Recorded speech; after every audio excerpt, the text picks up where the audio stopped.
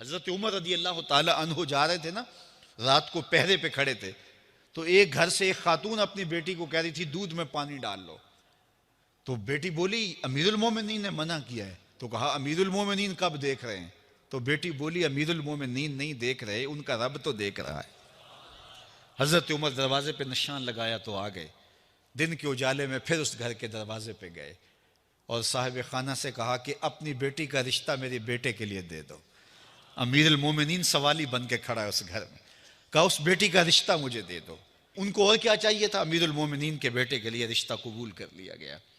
پھر اللہ تعالیٰ جل شانہ ان کو ایک بیٹی دی، اس بیٹی سے اللہ نے ایک بیٹا انہیں دیا، اس بیٹے کا نام حضرت عمر بن عبدالعزیز ہے۔ تو جب مائیں اللہ سے ڈرنے والی ہوں، تنہائی میں ڈرنے والی ہوں، تو پھر اولادیں ایسی ہوتی ہیں۔ اپنی اولادوں کی تربیت کرو، جب بچے چھوٹے ہی ہوں تو ان کے تصور میں یہ بات اچھی طرح سے راسخ کر دو کہ اللہ دیکھ رہا ہے۔ پھر وہ کبھی رشوت نہیں لیں گے کہ اللہ دیکھ رہا ہے، اور وہ کبھی خیانت نہیں کریں گے کہ اللہ دیکھ رہا ہے، وہ کبھی ملک کے راز کو نہیں بیچیں گے کہ اللہ دیکھ رہا ہے، وہ جو ہے وہ بد نگاہی نہیں کریں گے کہ اللہ دیکھ رہا ہے۔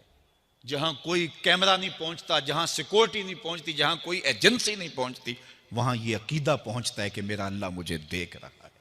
تو یقین کی یہ دولت زندگی کا نور ہے، زندگی کا جمال ہے، اور ماہ سیام میں اللہ تعالیٰ اس عقیدے کو روحوں میں اتار دیتا ہے اور باطن میں جذب کر دیتا ہے۔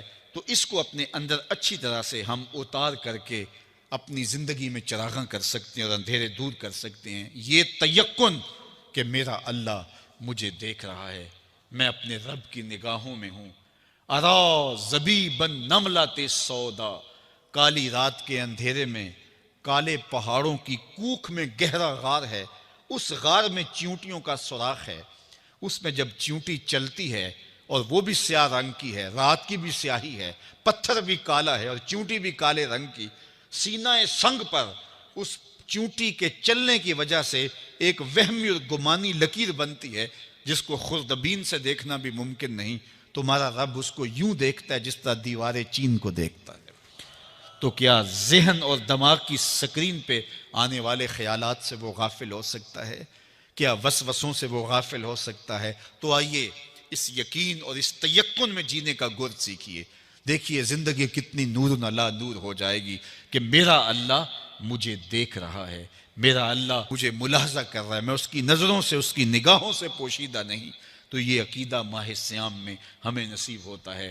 اور اگر ہم نے ماہ سیام کے دامن سے یہ سب کچھ نہیں سیکھا اور پورا مہینہ بھوک کاٹی، پیاس کاٹی اور مہینہ گزار دیا، اور عید کے دن وہیں کھڑے تھے جو ہم 29 شعبان کو جہاں کھڑے تھے، تو پھر ہم نے رمضان کی برکت کیا پائی؟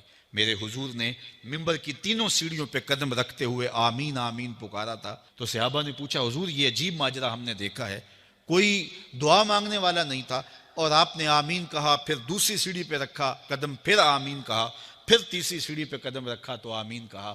فرمایا میں نے پہلی سیڑھی پہ قدم رکھا تو جبریل حاضر ہوئے اور انہوں نے کہا اس شخص کی ناک خاک آلود ہو جس نے ماہ سیام رمضان المبارک کو پایا اور اپنی بخشش نہ کروا سکا۔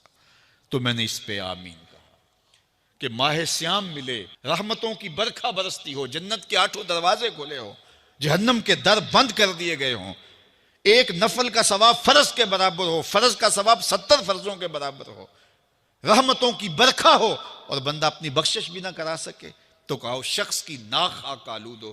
تو حضور نے اس پہ آمین کہا۔ تو اتنے پیارے موسم کو جو ضائع کر دے، ایسی حسین رت کو جو ضائع کر دے، اس کے لیے وعید بھی کتنی سخت ہے۔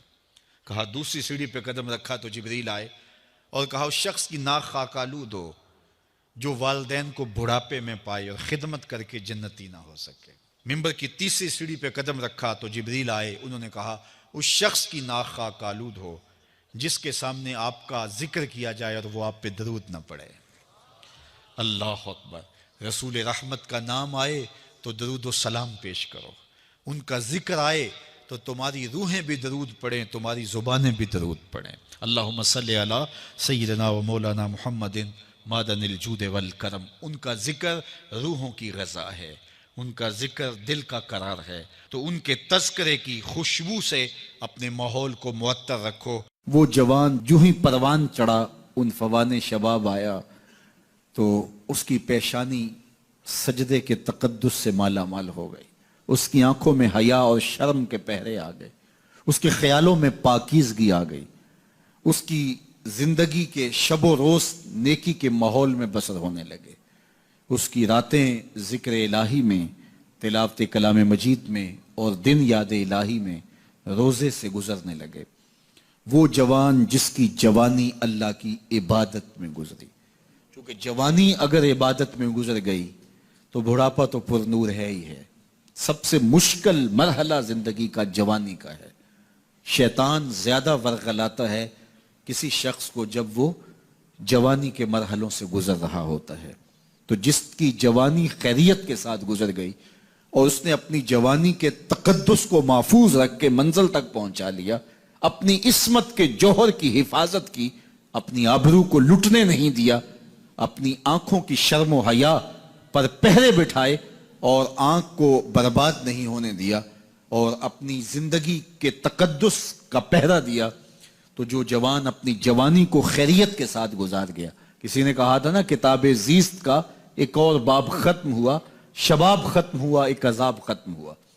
تو جوانی جس کی منزل تک پہنچ گئی خیریت کے ساتھ، عافیت کے سائے میں۔ مشکل تو بڑا ہے جوانی کو منزل تک لے جانا، خیریت کے ساتھ، داغدار نہ ہونے دینا، جوانی کے تقدس کو رسوا نہ ہونے دینا، عصمت کے جوہر پہ کالک نہ لگنے دینا، خواہشات کو غالب نہ آنے دینا۔ آسان کام تو نہیں ہے، مشکل کام ہے، لیکن اگر کوئی مشکل کاٹ گیا، جوانی کے تھوڑے سے ایام میں گزار گیا۔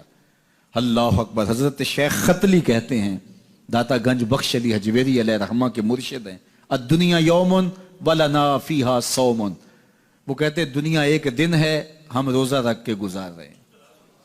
تو روزہ رکھ کے سارا دن گزر ہی جاتا ہے، دوپہر بھی آتی ہے گزر جاتی ہے، اور عصر کا وقت بھی آتا ہے گزر جاتا ہے، کھانے کا وقت بھی آتا ہے، چائے کا وقت بھی آتا ہے، سب کچھ ہوتا ہے لیکن گزر جاتا ہے، افطار تک بندہ پہنچ جاتا ہے۔ جس نے زندگی روزے کی طرح گزار دی، جس نے جوانی روزہ رکھ کے گزار دی، خواہشات کو بے قابو نہیں ہونے دیا، مشکل کام تھا لیکن اس نے مشکل کام کر دکھایا۔ اجر کتنا بڑا ہے، سنیے اللہ کے محبوب کی زبان سے سنیے۔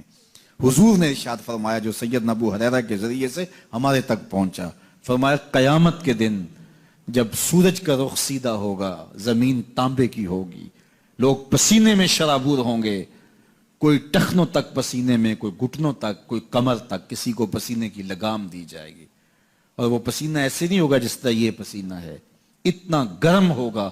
ابن رجب حنبلی کہتے ہیں اس پسینے کا ایک قطرہ اگر احد پہاڑ پہ ڈال دیا جائے تو وہ پگھل جائے، اتنا گرم ہوگا، بدبودار اتنا ہوگا، ایک قطرہ دنیا پہ ڈال دیا جائے، انسان کیا جانوروں کے دماغ بھی پھٹ جائیں، اس پسینے میں لوگ شرابور ہوں گے۔ لیکن جس نے اپنی جوانی کو عافیت سے گزارا ہوگا، کل قیامت کے دن جب کوئی سایہ نہیں ہوگا، اللہ اس جوان پر اپنے عرش کا ٹھنڈا سایہ عطا فرمائے۔ وہ شخص جس کو کسی عورت نے دعوت گناہ دی اور وہ صاحب منصب تھی، صاحب جمال تھی، اور اس نے یہ کہہ کہ یہ خواہش، یہ آرزو مسترد کر دی، انی خاف اللہ۔ اسی طرح کوئی عورت ہے تو اس نے اپنے تقدس کی حفاظت کی، اپنی آبرو پہ پہرا دیا اور کسی پیشکش کو ٹھکرا دیا، تو فرمایا قیامت کے دن جب کوئی سایہ نہیں ہوگا، اللہ اسے بھی اپنے عرش کا ٹھنڈا سایہ دے گا۔ کیسا سخت دن ہوگا، اور وہ کس اعزاز میں ہوگا، کس تکریم میں ہوگا۔ یہ تو 4 دن 10-20 سال ہیں، اور وہ 50,000 سال کا ایک دن۔